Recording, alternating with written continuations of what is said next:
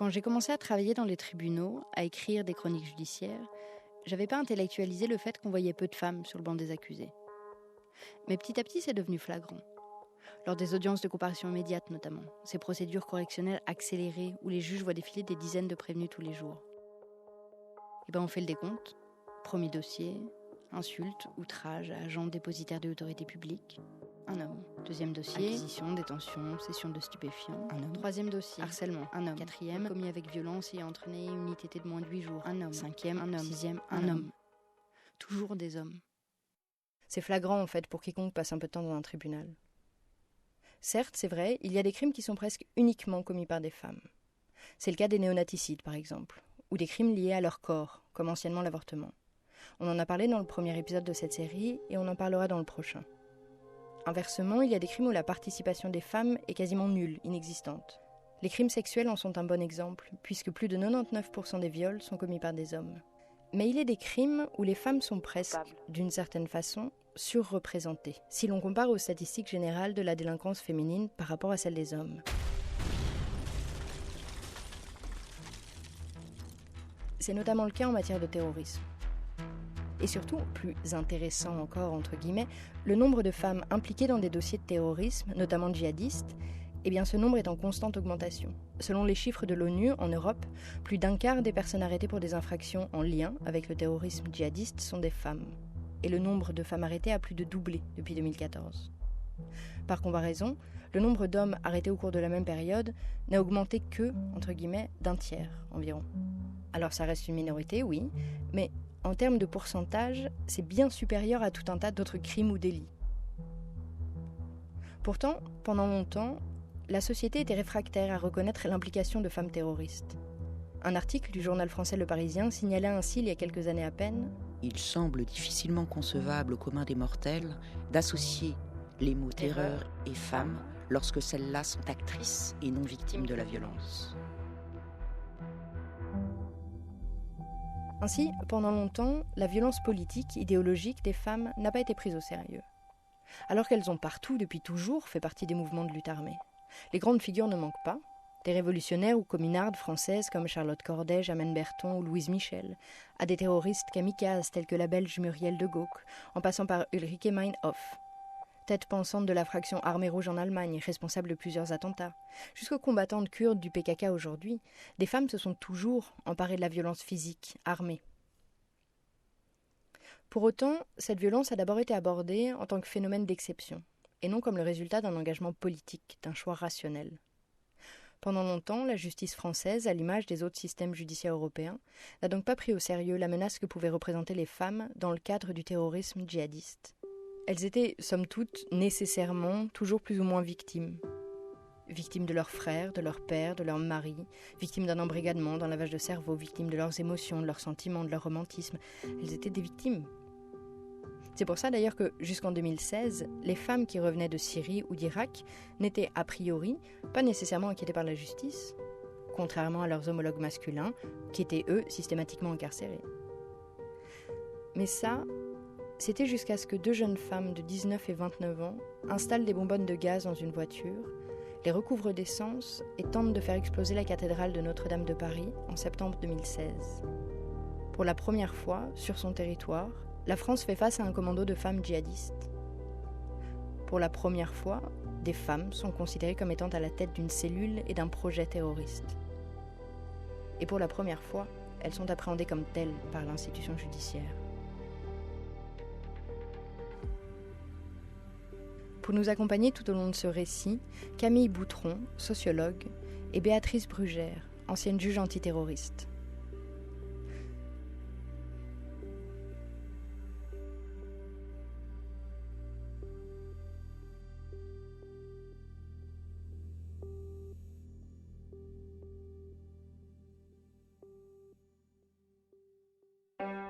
Vous faites de cette femme une espèce de vampe. Les femmes sont exclues du monde judiciaire. De Circé. J'étais bête, Cruelle, méchante, inflexible, pleine de défauts. sadique et perverse. Femme coupable, L'audience est suspendue. un podcast La Première, de Juliette Proutot, Admettons que quand tu as buté ton vieux, ça t'est rien fait. préparé avec Margot Page Mais quand on va te couper la tête, ça va quand même te faire quelque chose. et réalisé par Anna Bui. Ne me couperai pas la tête. Épisode 4. Le terroriste est une femme, le procès d'Inès Madani. Si l'on compare souvent les tribunaux au théâtre, c'est qu'ils fonctionnent de la même façon, ils sont structurés de la même façon, ritualisés. Il y a une liturgie judiciaire comme il y a une liturgie théâtrale. Et dans un procès, comme dans une pièce, il faut une scène d'ouverture. Aux assises, il s'agit de l'arrivée de l'accusé dans la salle d'audience. C'est avec cette scène que depuis 2 épisodes déjà, nous ouvrons cette série. Mais pour l'affaire des bonbonnes de gaz, ce n'est pas une mais 4 femmes qui sont attendues en ce lundi 23 septembre 2019. En réalité, la Cour d'assises spéciale de Paris doit juger 8 personnes pour tentative d'attentat à la voiture piégée et ses suites, dont 2 tentatives d'assassinat sur des policiers. Parmi les accusés, 6 femmes et 2 hommes. Mais, et c'est bien la spécificité du procès qui s'ouvre, ce ne sont pas ces 2 hommes qui sont au cœur de l'affaire. Le premier, Rachid Kassim, n'est pas présent, puisqu'il est présumé mort dans un bombardement en Syrie en 2017. Quant au second, Mohamed Lamine à Beyrouth, il n'est poursuivi que, entre guillemets, pour non-dénonciation de crime. Non, dans ce procès, c'est les femmes qui comptent. Et parmi les 6 accusés, il y en a 4 qui intéressent particulièrement la Cour. 4 qui doivent répondre des charges les plus graves. 4 jeunes femmes accusées d'avoir tenté de faire exploser une voiture à près de proximité Notre-Dame. de la cathédrale Notre-Dame Tentative à Paris. d'attentat de Notre-Dame, c'est l'affaire dite des bonbonnes de gaz. Elles s'appellent Ornella, Sarah, Amel et Inès. Inès Madani. Et en réalité, c'est ce nom que vous devez retenir. C'est sur elle que va se polariser le procès. Pourquoi ? Parce que c'est elle la principale accusée. C'est elle qui est considérée comme le cerveau de ce qui aurait pu être l'un des attentats les plus meurtriers de l'histoire du terrorisme djihadiste en France. Et aussi parce que, quand elle a tenté de faire exploser une voiture remplie de bonbonnes de gaz devant le parvis de Notre-Dame de Paris, Inès Madani avait à peine 19 ans. Et sa jeunesse interpelle, forcément elle interpelle. 19 ans. On sort à peine de l'adolescence à 19 ans. Il y a des pays où on n'est même pas considéré comme majeur à 19 ans. D'ailleurs, la communauté scientifique s'accorde à dire que le cerveau humain n'atteint pas sa maturité complète avant nos 25 ans. Et Inès Madani, à 19 ans, elle a choisi de faire exploser des bonbonnes de gaz. Alors c'est surtout elle, ce lundi 23 septembre 2019, qu'on regarde s'installer dans le box des accusés. C'est elle, cette gamine mystérieuse qui intrigue, qui déstabilise. C'est à travers son visage, avant même qu'elle ouvre la bouche, son visage, sa posture, sa tenue, que le public tente déjà de trouver des réponses.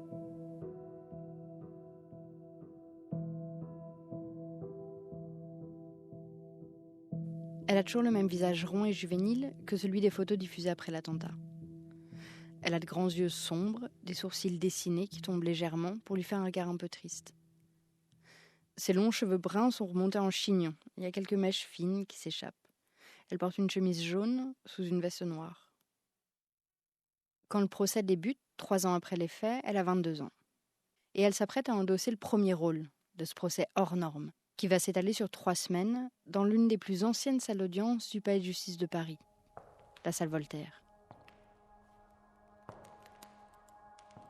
Quand vous entrez dans cette pièce, vous êtes forcément frappé par le décorum. Il y a 4 grands lustres qui pendent au plafond, un plafond entièrement recouvert de moulures et de dorures. Le box des accusés, encadré de parois de verre, est situé sur la droite, au fond de la pièce. Il est particulièrement grand, suffisamment pour accueillir 7 personnes et leurs escortes policières. C'est d'autant plus impressionnant qu'il est surplombé par une gigantesque peinture murale, où l'on peut apercevoir des magistrats en robe rouge et un homme avec une épée. Et juste à côté, une gigantesque et vieille horloge. En termes de symbole, on est servi.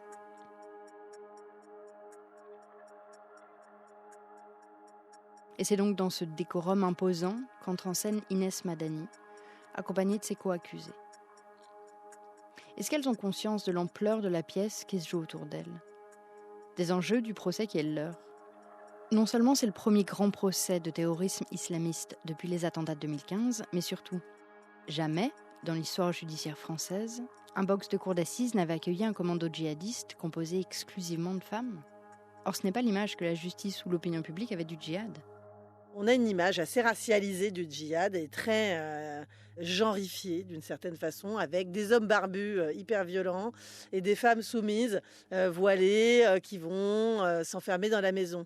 On n'imagine pas des femmes qui vont être entrepreneurs de violence dans le cadre du djihad. Camille Boutron, sociologue. Dans les stéréotypes, mais aussi dans les textes et de façon générale, c'est quand même pas une chose qu'on voit souvent. Donc du coup, un procès qui va pour terrorisme, pour attentat terroriste, où la plupart des accusés et les principales accusées sont des femmes, c'est sûr, ça rompt tous ces stéréotypes-là, en plus de rompre le tabou fondamental, un petit peu, entre guillemets, historique de la violence des femmes en général.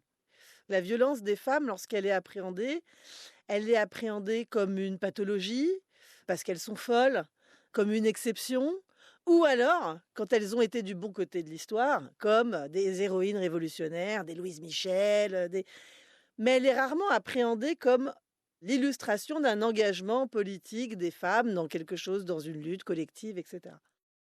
Le procès des bonbonnes de gaz, comme on l'a appelé, ça n'est pas seulement l'histoire d'un attentat miraculeusement évité. C'est aussi et surtout un virage dans la justice terroriste française. Pour la première fois, dans le cadre du djihadisme, l'institution judiciaire doit faire face à l'engagement idéologique des femmes. Pour la première fois, les femmes ne sont pas les complices, les épouses ou les victimes de terroristes. Non. Les djihadistes, ce sont elles. Alors que le décor est posé, tous les protagonistes ont pris place. C'est au tour des juges d'entrer en scène. La sonnerie, toujours. Le bruit d'une foule qui se lève. Vous pouvez vous asseoir. Et le premier acte commence.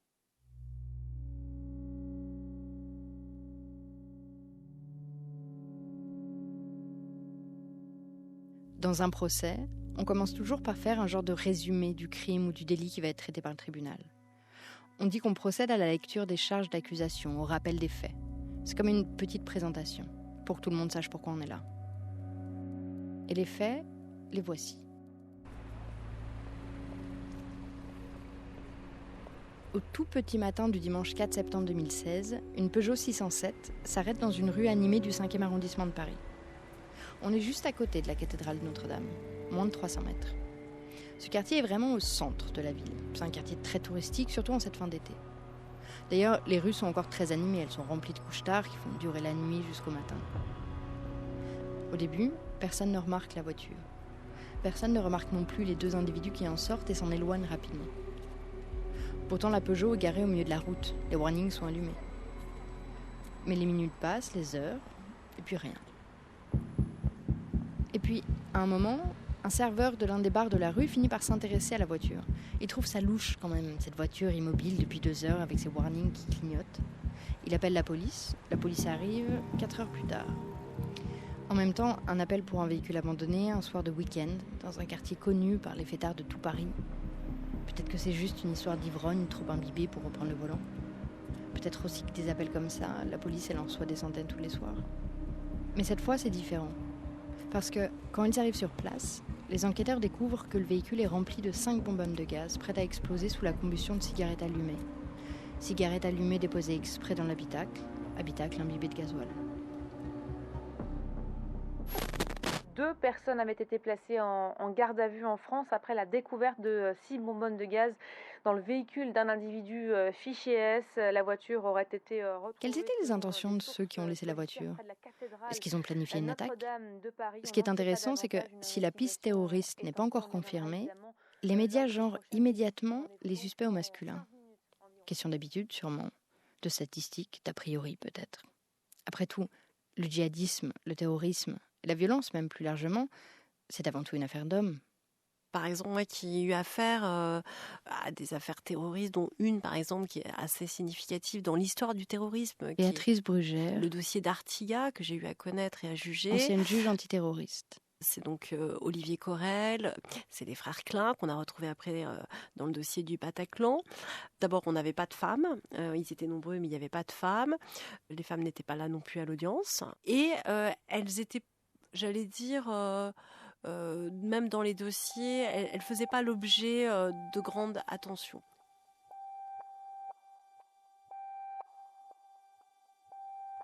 Cette fois, les terroristes s'appellent Inès et Ornella. Au bout de quelques jours d'enquête, un groupe d'individus terroristes affiliés à l'État islamique est identifié comme étant à l'origine de cet attentat raté. La chasse à l'homme est lancée, elle tourne court, puisque moins de 4 jours plus tard, ce ne sont pas des hommes que les enquêteurs arrêtent, mais des femmes. Et à leur tête, une jeune Française de 19 ans à peine, Inès Madani. Grâce aux empreintes laissées dans la voiture et au nom du propriétaire de la Peugeot, les enquêteurs remontent rapidement la piste des 2 jeunes femmes qui se sont séparées après avoir laissé la voiture dans la petite rue du quartier Saint-Michel. Ornella Gilligman, mère de famille de 29 ans, est arrêtée la première, 3 jours à peine après les événements, alors qu'elle prenait la fuite vers le sud de la France avec son mari. Elle était fichée S pour avoir tenté de partir en Syrie. Et puis Inès Madani, donc, qui, elle, n'a pas fui. Au contraire. Quand elle réalise que l'attentat a échoué, elle se rend à Boussy-Saint-Antoine, en région parisienne, pour rejoindre 2 autres femmes, Amel Sakaou et Sarah Hervouet. Elles se cachent toutes les 3 dans l'appartement d'Amel Sakaou et imaginent une autre action, un autre attentat. Il y a une rage, une violence qui se répand et s'alimente entre ces 3 femmes. Elles réfléchissent à peut-être faire sauter la gare de la commune. Et quand elles apprennent la présence de policiers dans le quartier, autour de la petite gare justement, elles tentent leur chance. Une attaque au couteau par exemple. C'est moins impressionnant qu'une voiture qui explose, ça tue moins de monde, mais bon, c'est aussi bien moins compliqué à organiser, et puis tuer des flics, c'est aussi un sacré symbole. Alors, le 8 septembre 2016, 4 jours après la tentative d'attentat des bonbonnes de gaz, les filles sortent de l'appartement munies de couteaux de cuisine. Elles sont déterminées. Mais tout ne se déroule pas comme prévu. Elles pensaient avoir un coup d'avance, alors qu'en fait, elles en ont plusieurs de retard. En effet, depuis quelque temps, l'appartement d'Amel Sakaou est surveillé par les services de renseignement, tout comme le téléphone de Sarah Hervouet. Alors, quand les enquêteurs découvrent que le téléphone de Sarah borne au même endroit que celui d'Amel et qu'ils observent l'arrivée d'une 3e femme dans l'appartement, ils se tiennent prêts. 7 policiers de la DGSI sont envoyés en mission de surveillance. À 19h, 3 femmes, 2 en djellab, c'est le voile qui laisse apparaître uniquement l'ovale du visage, et une 3e en jogging casquette, sortent sur le parking où sont postés les policiers. Sarah se met à courir en direction du véhicule banalisé à l'intérieur duquel se trouve un policier. Elle lui assène un violent coup de couteau dans l'épaule gauche. Se trouvant face à un policier qui arrive dans l'autre sens, Inès se jette sur lui, un couteau à la main. Il lui tire dessus 4 fois et la blesse aux jambes. Il raconte: j'ai réussi à l'attraper par les cheveux, je l'ai traînée sur 1 ou 2 mètres. Elle était comme possédée, elle avait une force surnaturelle. Elle avait la force d'un homme de 110 kilos. À terre, chaque fois que j'approchais, elle essayait de me mettre des coups de couteau. Je ne voulais surtout pas qu'elle arrive à ses fins et qu'elle meure en martyr. Elle était déterminée, avait un regard noir, elle était prête à donner la mort. L'arrestation d'Inès Madani, d'Ornella Gilligman, de Sarah Hervouet, d'Amel Sakaou et les perquisitions à leur domicile viennent confirmer l'hypothèse de l'attentat djihadiste pour la voiture retrouvée pleine de bonbonnes de gaz. Mais ce n'est pas tout. Les enquêteurs n'avaient pas imaginé qu'en mettant la main sur ces femmes, ils réalisent en réalité un véritable coup de filet sur tout un réseau terroriste. Mesdames, Messieurs, François Molins, procureur en charge du dossier. Un commando terroriste composé de jeunes femmes totalement réceptives à l'idéologie mortifère de Daesh a été démantelé. Le passage à l'acte par des jeunes femmes téléguidées par des individus se trouvant en Syrie, dans les rangs de l'organisation terroriste Daesh, démontre que cette organisation entend faire des femmes des combattantes. Si les femmes ont pu... Ce que les enquêteurs découvrent, c'est qu'autour des femmes qu'ils viennent d'arrêter, autour d'Ornella, de Sarah, d'Amel et d'Inès, il existe une longue et sombre toile qui les relie à une partie des plus grands noms du terrorisme djihadiste. Et que, d'une certaine manière, celle qui est au centre de la toile, celle qui les relie tous, c'est Inès Madani, la plus jeune protagoniste. C'est Inès Madani qui a recruté Ornella Gilligman sur Internet, via le réseau Telegram. C'est Inès Madani qui a réuni Amel Sakaou et Sarah Hervouet, les 2 femmes avec lesquelles elle a attaqué les policiers. Sarah Hervouet, qui d'ailleurs n'est pas n'importe qui, on l'appelle la petite fiancée des djihadistes, parce qu'à 23 ans seulement, elle a été fiancée numériquement, puisque les mariages ont lieu via Internet, fiancée à 3 hommes tristement connus de Daesh. D'abord, Abdel Kermiche, le meurtrier du prêtre Jacques Hamel, en région parisienne en juillet 2016, quelques mois avant l'attentat de Notre-Dame.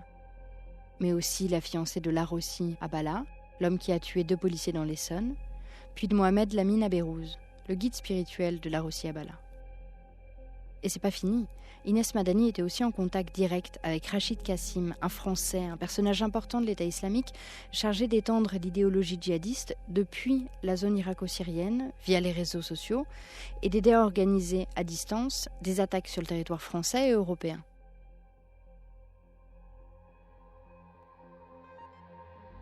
Dans ce dossier-là, vous avez quand même la figure d'un certain Rachid Kassim, qui a été un des premiers, en tout cas des plus importants personnages pour divulguer cette vision-là sur des vidéos et qui a embrigadé comme ça des centaines de personnes avec une pédagogie extrêmement précise, extrêmement efficace. Présumé mort en 2017, son rôle dans l'affaire des bonbonnes de gaz est pourtant fondamental. C'est pour ça qu'il est l'un des 2 hommes accusés dans ce dossier. Ah, et puis, Inès Madani a aussi échangé en ligne avec Ayad Boumedienne, la veuve d'Amédi Koulibaly, le tueur de l'hypercacher à Paris en 2015. Ayad Boumedienne, elle-même réfugiée au sein de l'État islamique en Syrie. Donc, non seulement ces femmes voulaient faire exploser une voiture piégée, en tentant de faire un maximum de victimes, mais leurs actions s'inscrivent dans une dynamique organisée. On n'a pas affaire à des initiatives aléatoires, complètement hasardeuses et individuelles, non. Il y a quelque chose d'organisé. Même si les stratégies mises en place par Inès Madani et ses complices étaient loin d'être parfaites ou très précises, il n'empêche qu'on assiste à la construction d'un réseau, de méthodes d'action construites par des femmes autour de femmes. Si les femmes ont pu, François Molins, d'abord, sembler être confinées à des tâches familiales et domestiques par l'organisation terroriste Daesh, force est de constater que cette vision est aujourd'hui largement dépassée. L'organisation terroriste. Et au lendemain de ces annonces, tout le monde se pose la même question. Hommes, mais aussi des femmes, des jeunes femmes. A-t-on sous-estimé la place des femmes dans le terrorisme djihadiste ? Ça, c'est sûr qu'on l'a sous-estimé. Camille Si Boutron. vous regardez, alors ça a changé, mais si vous regardez un petit peu les récits médiatiques dans les années 2014, 2015, avant 2016 justement, c'est des jeunes filles influençables, en crise d'adolescence, en crise d'identité. Elles se font attraper sur Internet par des beaux discours et des hommes sulfureux. Limite, on est dans le Prince oriental qui fait vibrer toutes ces jeunes filles blondes et de familles catholiques et qui vont être détournées pour partir. Non mais c'est ça le discours. J'exagère à peine. Or, on voit bien, les femmes, elles avaient un rôle. Comme elles n'intéressent personne ou qu'on s'en méfie pas assez, elles arrivent au niveau du renseignement, notamment de la logistique, à faire des choses incroyables. Si on avait, voilà, je suis pas spécialiste du renseignement, mais je pense que là il y a eu des petits loupés. Elles étaient considérées comme non dangereuses en fait.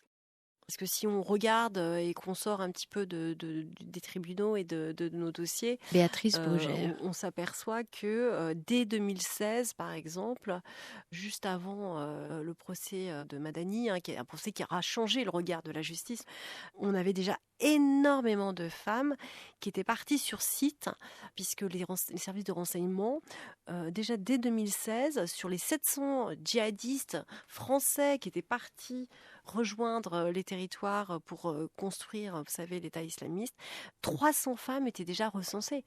Donc en fait, quasiment la moitié. Donc c'est vrai que on n'a peut-être pas pris tout à fait la mesure de ce que ça pouvait signifier à l'époque et surtout de ce que ça allait entraîner par la suite.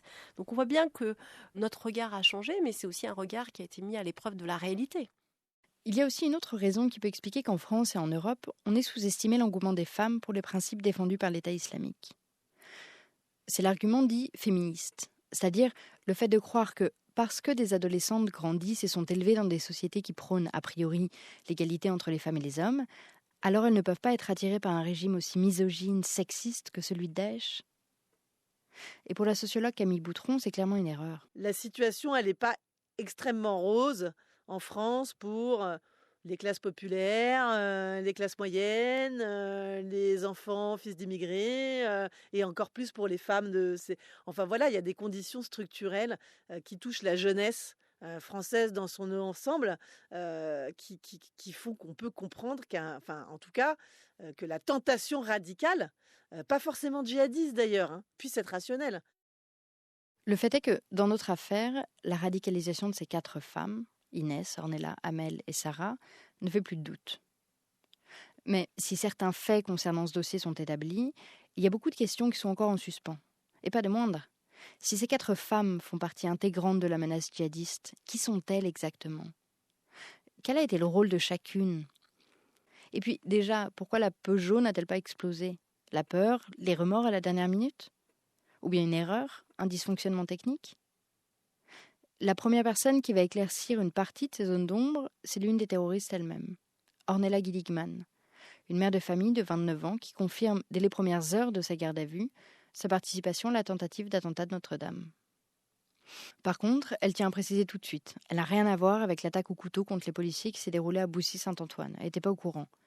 Et puis, elle n'a jamais été en contact avec Sarah Hervouet ou Amel Sakaou, c'est Inès qui les connaissait.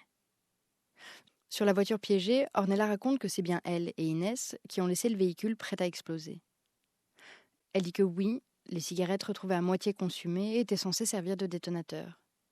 Et que si l'explosion n'a pas eu lieu, c'est parce qu'elles ont utilisé du gasoil et non de l'essence. Or, c'est l'essence qui est bien plus inflammable.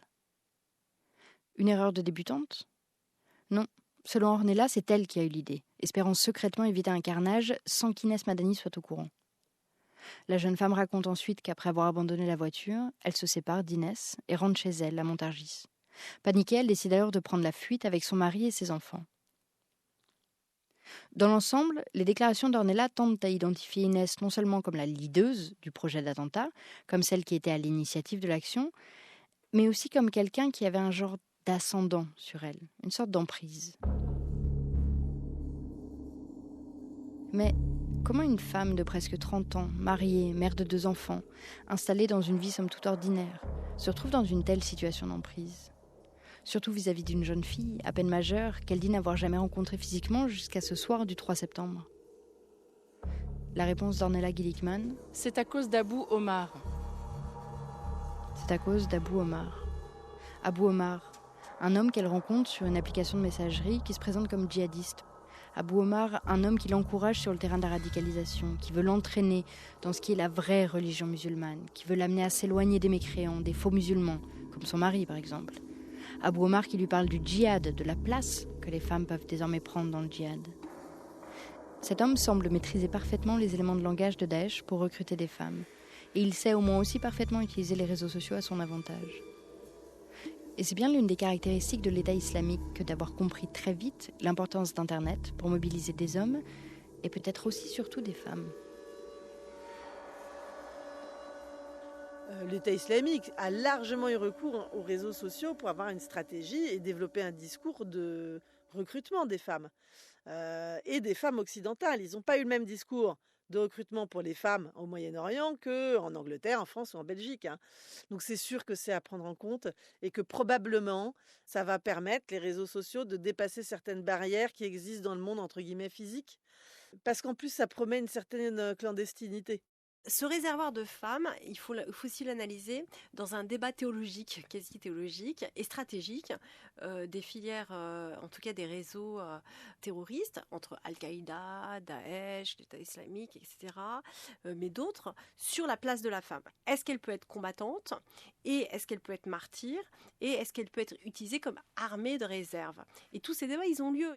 Elles obtiennent cette possibilité d'être terroristes, j'allais dire, à la fois à 100%, à temps plein, et même d'être martyrs.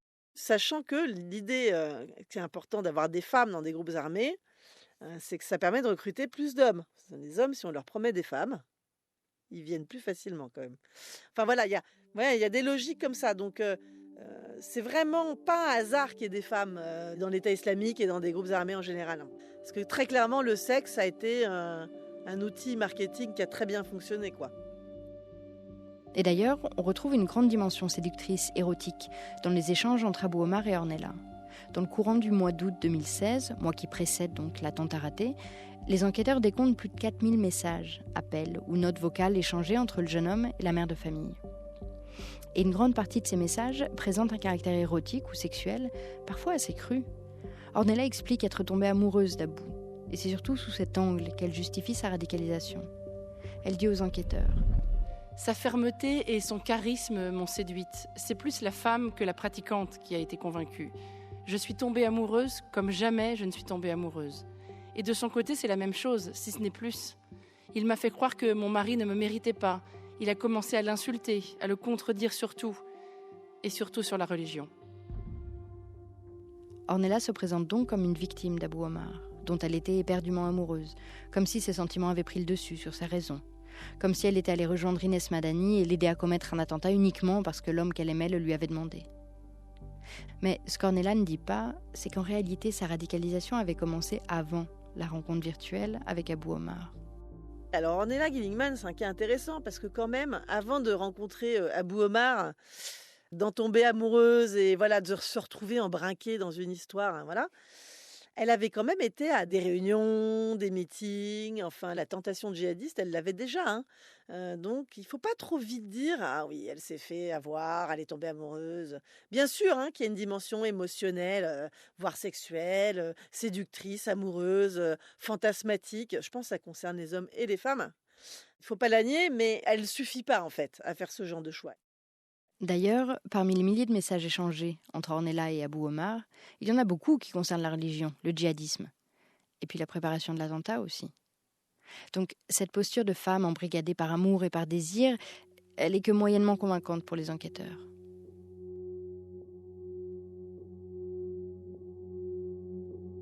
Mais par contre, ce qu'Ornella ignorait, ce que la police découvre après son arrestation, c'est qu'Abou Omar n'existe pas. Qui n'a jamais existé. Parce que Abou Omar, en réalité, c'est Inès Madani.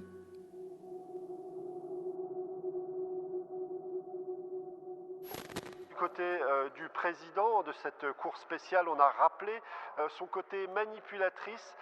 On a aussi évoqué le fait qu'elle avait pris des pseudos pour faire croire qu'elle était un homme et séduire des jeunes femmes pour les inviter à la rejoindre dans son entreprise terroriste. Abou Omar, l'homme qui a échangé pendant des semaines avec Ornella Gilligman, l'homme avec qui elle a fomenté l'attentat raté de Notre-Dame, l'homme dont elle est tombée amoureuse, Abou Omar est donc en réalité une femme, et il s'agit d'Inès Madani. Inès Madani, cette jeune femme de 19 ans, fichée S pour avoir tenté de partir en Syrie, et dont le visage garde encore des traits de l'enfance, Inès Madani s'était créé différents comptes sur les réseaux sociaux et autres applications de messagerie où elle se faisait passer pour un homme, un combattant de Daesh. Elle poussait le travestissement jusqu'à utiliser des photos de son beau-frère comme photo de profil. Il a le visage rond lui aussi, et des petites lunettes. Parmi ses pseudos, on trouve Abou Suleiman, Yassine Madani, et évidemment Abou Omar. C'est donc Abou Omar qui avait proposé à Ornella de rejoindre sa cousine Inès pour commettre l'attentat près de Notre-Dame. Abou et Inès ne formant qu'une seule et même personne. Mais si cette découverte surprend les enquêteurs, le travestissement des femmes pour l'action armée n'est en réalité pas un phénomène exceptionnel. Des femmes qui se travestissent en hommes pour arriver sur les champs de bataille, il y en a plein dans l'histoire. Notamment, on en a pendant l'Ancien Régime qui ne voulaient pas quitter leur mari, donc elles s'habillaient en hommes pour les suivre.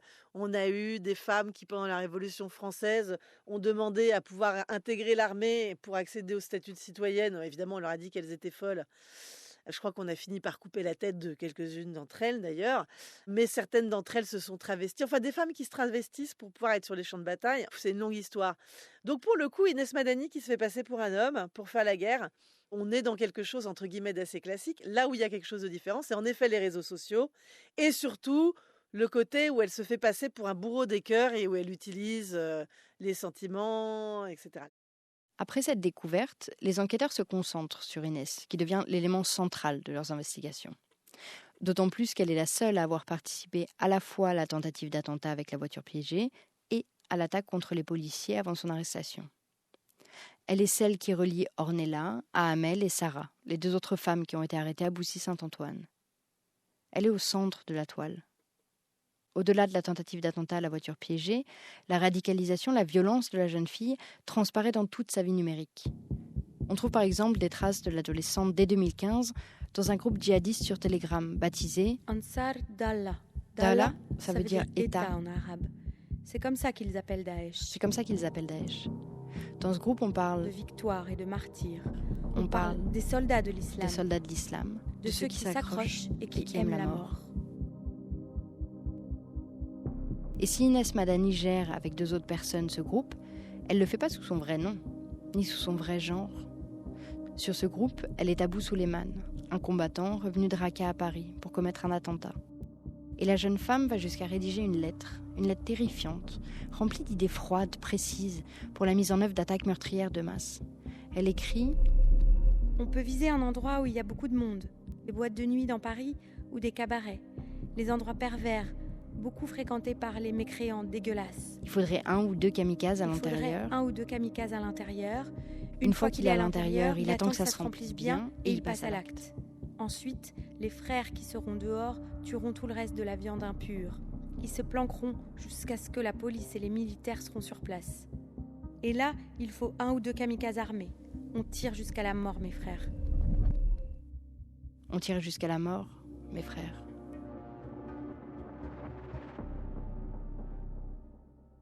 Ces mots, Inès Madani les a écrits sous le nom d'Abou Souleymane, plusieurs mois avant l'attentat raté des bonbonnes de gaz. Mais il y en a d'autres, des mots, qu'elle laisse sous son nom à elle, cette fois.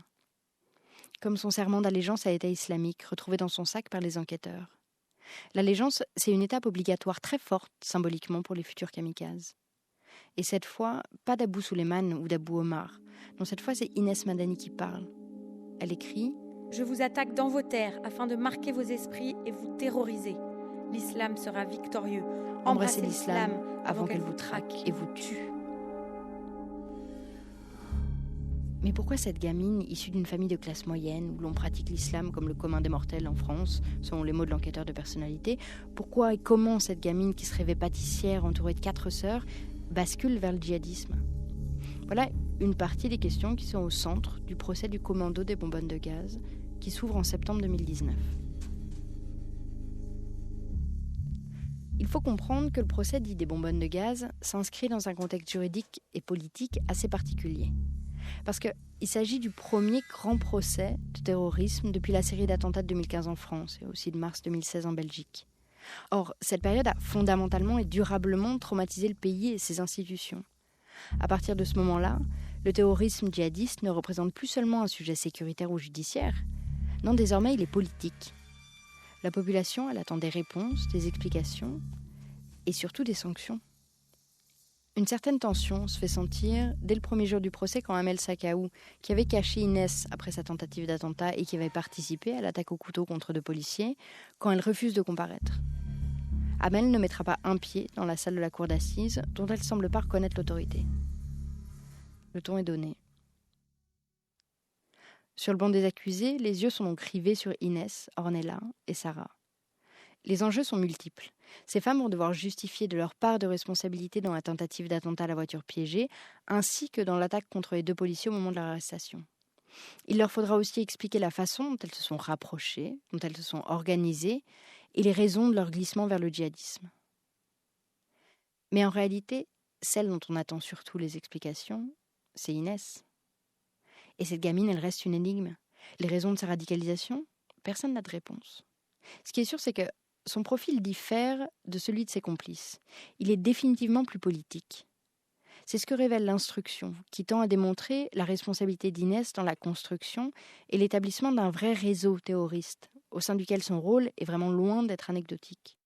Ce réseau, en fait, met à jour tout un tissu d'influence de femmes qui sont beaucoup plus nombreuses que celles qu'on a vues dans le dossier, puisque tout le monde n'a pas été judiciarisé, au sein duquel Madani a un rôle central, en fait, et sur lequel elle active d'autres réseaux de femmes radicalisées, avec une imbrication avec des cellules de commandement, en fait, c'est ça qui est intéressant, à la fois stratégiques et opérationnelles, qui, eux, sont menées par des hommes dont finalement Madani est devenue l'émissaire ou le bras droit. Donc elle fait le lien entre à la fois tout un maquis de réseaux, de femmes, d'associations, etc., qui sont plus ou moins radicalisées, et des hommes qui, eux, sont vraiment dans des cellules de commandement opérationnel sur une vision terroriste de grande ampleur, hein. Donc c'est là où on voit Rachid Kassim, mais il y a d'autres figures. Donc ça, c'est la première chose qui est intéressante. Pour amener les femmes, elle a compris d'une certaine façon que la figure de l'homme était plus intéressante que la figure de la femme. Et c'est comme ça que dans cette stratégie maritale, avec parfois des dérives assez étonnantes, puisqu'il y en a une qui tombe amoureuse de lui et d'elle, elle arrive à mieux fédérer et à mieux attirer.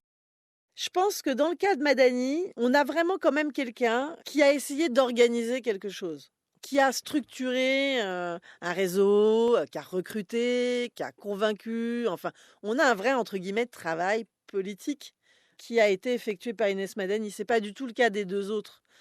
Sarah Herouet, on voit plus dans sa trajectoire quelqu'un qui souhaite vivre, enfin voilà, qui est dans la fantasmagorie, la fantaisie, le djihad, l'aspect politique est moins présent. Gilligman, c'est un peu moins clair, voilà. Inès Madani, on l'aurait recrutée dans l'armée côté renseignement, elle aurait sûrement été extrêmement utile. Je pense qu'elle a beaucoup de talent. Voilà, c'est pas très politiquement correct de dire ça, mais elle avait des talents, manque de bol, elle n'était pas du bon côté. C'est ce qui la différencie quand même des deux autres, de la plupart des autres d'ailleurs. Mais comment cette jeune femme est-elle passée de la place d'une ado ordinaire dans une famille ordinaire à celle d'une terroriste ? Inès, elle parle d'Anissa, une femme dont elle était proche, dont elle gardait les enfants, et qui était partie en Syrie. Elle raconte que c'est ce départ qui l'a fait s'intéresser à l'État islamique. Et qu'au début, ce qu'elle voulait surtout, c'était partir en Syrie aussi. Elle avait essayé, mais ça n'avait pas fonctionné. C'est pour ça qu'elle était fichée S. Le père d'Inès, Patrick, un chauffeur de bus de 52 ans, vient témoigner au procès. Il n'a pas d'explication à donner, lui non plus, il ne comprend pas. On n'a pas tout à fait compris en tant que parent. Moi, je me couche pas tard. Et bon, ma fille, elle avait 16 ans, elle restait devant l'ordinateur. J'ai pas ressenti le besoin de la fliquer plus que ça. Je pensais pas que c'était aussi simple de communiquer avec quelqu'un dans un pays en guerre. Moi, parfois, pour avoir mon cousin en Algérie. C'est la croix et la bannière. Le père a essayé de contrer la pente mortifère que prenait sa fille. Il l'emmène voir un imam, puis une association de déradicalisation. Il dit « Je voulais faire un travail de fond, et puis en Corrèze, il n'y a pas beaucoup de réseaux. Je me suis dit, ça peut faire une sorte de cure. » Les sœurs et la mère d'Inès confirment avoir vu sombrer cette adolescente, qui avait un rapport au corps un peu compliqué. D'abord parce qu'elle était complexée par son poids, dans une famille de minces. Ensuite aussi parce que c'est son corps, une hernie au dos, qui l'avait empêché de poursuivre son rêve d'enfant, devenir pâtissière. Et puis, il y a les 2 agressions sexuelles dont elle est victime et qu'elle rapporte. Sa décision de porter le voile intervient d'ailleurs à ce moment-là. Et avec son corps, c'est l'image qu'elle a d'elle-même qui se brouille. Ce qui se traduit par 2 dynamiques singulières dans le profil de la jeune fille. Sa volonté de se faire passer pour un homme sur Internet, quand elle cherche à recruter d'autres femmes, et son envie de mourir, coûte que coûte. Les envies suicidaires sont déjà présentes dans la vie d'Inès avant sa radicalisation. Mais l'adolescente sait que le suicide, c'est un péché dans sa religion, comme dans toutes les autres d'ailleurs. C'est là que le djihad semble lui offrir une solution, en quelque sorte. Parce que mourir en martyr, ça c'est autorisé. Et mourir en martyr, c'est ce qu'Inès Madani avait prévu. Enfin, c'est ce qu'elle prétend. Elle raconte au tribunal qu'elle voulait rester dans la voiture piégée ce 4 septembre au matin. Mais c'était du gasoil et pas de l'essence. Donc la voiture n'a pas explosé. Dans le cas d'Inès, comme pour un certain nombre de jeunes radicalisés, l'allégeance à l'État islamique ne représenterait donc pas tant une raison de vivre qu'une raison de mourir. Et pour ce faire, Inès va donc se faire passer pour un homme sur les réseaux. Le président de la cour d'assises spéciale revient longuement sur la question du travestissement. Mais au lieu d'appréhender la dimension politique de cette pratique, il l'interroge. Il lui demande « Est-ce qu'il n'y a pas quelque chose autour de l'attirance homosexuelle ?» Inès répond « Non, pas d'attirance. Après, dans ma famille, par moment, j'aurais préféré être un homme pour pouvoir protéger mes sœurs. » Ces sœurs qui ont été victimes de violences conjugales. Je suis pas sûre que ça soit intéressant de savoir quelle est sa sexualité, en fait. Elle se faisait passer pour un homme. C'est plutôt analysé comme la preuve de sa perversion. Pas du tout comme une forme de stratégie individuelle afin de gagner un espace, une renommée, une influence. Enfin bon, bref. Mais parce qu'en fait, il faut pouvoir expliquer pourquoi la femme a été déviante pour pouvoir dire, bon, Elle, c'est un cas à part, mais bien sûr, c'est pas toutes les femmes. Pour les hommes, on recherche pas un homme accusé de terrorisme, on fait moins ce travail on n'a pas besoin d'expliquer autant. Si, mais on l'explique par le politique. Vous regardez, mais même dans les procès, on va demander aux hommes pourquoi, leur motivation. On va pas commencer par leur demander si leur papa leur a manqué dans leur enfance et donc du coup ils sont devenus terroristes. Mais on ne s'étonne pas qu'un homme soit violent. Mais ils sont formés pour, les hommes. C'est ceux qui sont censés aller à la guerre. Donc même s'ils sont du mauvais côté, de toute façon, voilà. Ça va avec leur genre, ça va avec ce qu'on attend de la masculinité. Les femmes, il ne faut pas qu'elles aillent à la guerre. Mais le fait est qu'Inès reconnaît les faits qui lui sont reprochés. Elle dit que oui, que le soir du 3 au 4 septembre, elle voulait faire le maximum de victimes. Elle dit qu'à ce moment-là, elle n'avait pas de conscience. Après ces témoignages, l'un des psychiatres appelé à la barre, Daniel Zaguri, indique qu'en psychiatrie, les délits religieux sont ceux qui sont les plus pourvoyeurs de passage à l'acte criminel. Car quand on a Dieu à ses côtés, tout est plus facile. Voilà qui expliquerait peut-être l'intensité de la radicalisation d'Inès et de ses complices. Mais sont-elles encore toujours dangereuses ? Car c'est bien là la question finale de ce procès, 3 ans après les attaques. Pour le tout premier réquisitoire du nouveau parquet national antiterroriste, la réponse est claire. Il ne faut prendre aucun risque. Après avoir requis 30 ans d'emprisonnement à l'encontre d'Inès Madani et 25 contre sa complice Ornella Guilligman, l'avocat général conclut : Nous ne pouvons pas prédire l'avenir. Et une récidive en matière de terrorisme aujourd'hui, c'est commettre un attentat. Nous ne pouvons pas prédire l'avenir. Et une récidive en matière de terrorisme aujourd'hui, c'est commettre un attentat. Après 10 heures de délibéré, la cour d'assises spéciale, qui n'est donc composée que de magistrats professionnels et pas de jury, comme c'est le cas en matière de terrorisme, la cour d'assises spéciale prononce son verdict. Inès Madani est condamnée à 30 années de prison, Ornella Guilligman à 25, Sarah Hervouet et Amel Sakaou à 20 ans. La sentence qui vient, pour la première fois, sanctionner le djihad au féminin est sévère. Au moment de l'annonce, Ornella s'effondre. Inès, elle a un léger mouvement de recul et elle semble s'agripper au rebord du box des accusés. À la sortie du tribunal, l'un de ses avocats ne cache pas sa déception, son indignation presque, contre un verdict qu'il considère comme étant à la fois déconnecté de la gravité des faits, puisque pas de mort, pas de blessés, et de la personnalité de la jeune femme. Il rajoute « désabusé », c'est une décision qui est là pour faire un exemple, indiscutablement. Mais comment expliquer cette peine, effectivement, objectivement, assez lourde ? Dans l'appréciation des peines, on prend en compte le côté un peu pivot central de l'organisation, de celle qui va recruter, de celle qui va être vraiment le chef, entre guillemets. Parce que là, on parle d'une espèce de commando, en fait, de femmes. Qui dit commando, dit chef, dit d'une certaine façon, même si c'est pas dit, une forme de hiérarchie. Il y a un moment, il faut bien qu'il y ait des prises de décision, etc. Donc ça, c'est sans doute quelque chose qui a joué. Et c'est indifférent par rapport au profil, à l'âge, au fait qu'elles soient mariées, pas mariées, tout ça, c'est pas grave. C'est la question de la personnalité, en fait. Et puis aussi de la détermination, de l'endoctrinement, de la dangerosité, de la dissimulation. Parce qu'elle a eu un rôle de dissimulation qui est quand même assez incroyable, ce qui montre bien une forme de duplicité, une détermination qui lui permet de jouer plusieurs rôles. C'est sûr qu'elles ont un petit peu servi d'exemple. En gros, par rapport au traitement judiciaire qui serait fait du terrorisme en France, en général, mais au sort qui était réservé aux femmes. Voilà, c'est un double avertissement, si vous voulez, d'une certaine manière. Et c'est une façon de dire, maintenant, les femmes, elles vont plus passer sous les radars, quoi. Ce qui d'ailleurs est le cas. Du coup, le procès de Madani et de ses comparses, il crée un précédent qui ne rend plus exceptionnelles les peines assez lourdes qui continuent d'être promulguées à l'heure actuelle. Toujours est-il qu'Inès Madani fait appel de cette décision. Et en juin 2021, elle est de nouveau condamnée à 30 ans de réclusion criminelle, mais cette fois, on lui rajoute 20 années incompressibles. En première instance, la peine de sûreté n'avait pas été retenue, notamment eu égard à son jeune âge au moment des faits. Un égard justement que les juges d'appel n'ont manifestement pas souhaité accorder à la jeune fille. L'ampleur des peines prononcées a donc participé aussi a fait de ce procès un tournant dans la façon dont on appréhende aujourd'hui le rôle des femmes dans le terrorisme djihadiste. D'ailleurs, je vais vous donner un exemple très précis.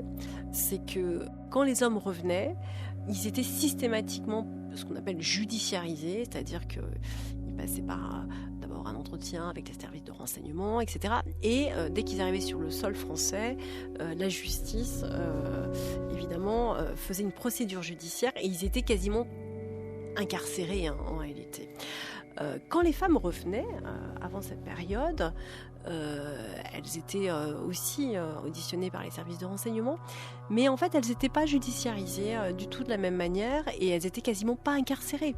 Je crois qu'il y en avait 3 qui avaient dû être incarcérées à Fresnes, là où il y en avait des dizaines pour les hommes. Donc on voit bien que finalement on les traitait différemment. Et après, il y a eu un changement de politique et on a criminalisé, c'est-à-dire que le retour, c'est-à-dire qu'on est monté sur une autre échelle, c'est-à-dire qu'on a estimé que c'était très grave, que quand ils revenaient, ça devait être judiciarisé, notamment au niveau criminel. Et les femmes à ce moment-là ont eu aussi un traitement différencié et on a pris cela beaucoup plus au sérieux.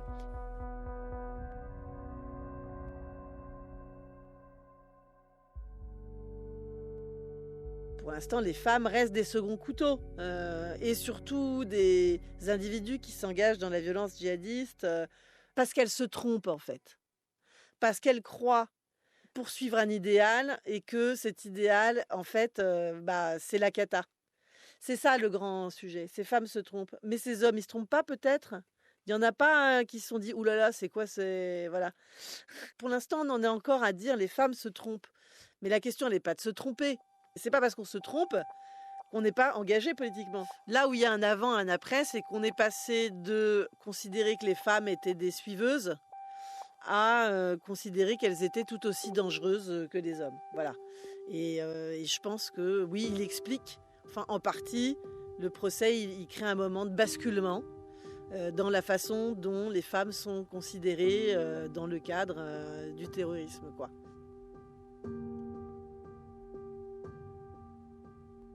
Si, jusqu'à l'affaire Madani, on avait d'une certaine façon refusé de voir l'expression d'une violence politique chez les femmes, il y a aussi des crimes qui sont politiques indépendamment de la volonté de leurs auteurs ou de leurs autrices. Des crimes dont la dimension politique réside dans le contexte qui entoure le drame. C'est le cas de l'affaire abordée dans le prochain épisode de notre série. En 1953, en France, le dernier enfant du couple Bach, c'est leur nom, décède, faute de soins et d'alimentation. Si le couple, qui était dans une situation financière catastrophique, est poursuivi, c'est surtout Ginette, la mère, qui est visée.